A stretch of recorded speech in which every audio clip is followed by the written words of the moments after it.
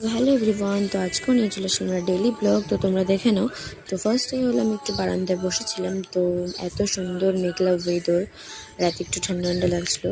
আমি এখানে বসে আড্ডা মাঝটা আমার দীপান্বিতা করছিলো এটি। তারপরে আমি খেয়ে নিলাম একটুখানি, আমরা যেটা সকালে খাই সেটাই আমি খেয়ে নিলাম, একটু কাড়া টাইপের। তারপরে মা এখান থেকে তারপরে মাংস আনতে চলে গেছিলাম। তো মাংস এনে তারপরে এলো আমরা একটু সিনেমেটিক শট নিচ্ছিলাম এই জায়গাটাতে।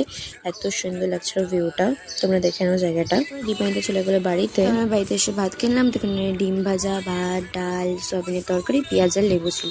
সকালে খাওয়াটাই কমপ্লিট করে আমি দুপুরবেলা খেয়ে নিলাম একটু মুড়ি আর একটু চা। তারপরে হলো টিউশন থেকে পড়ে এসে একটু দেখছিলাম খেলা।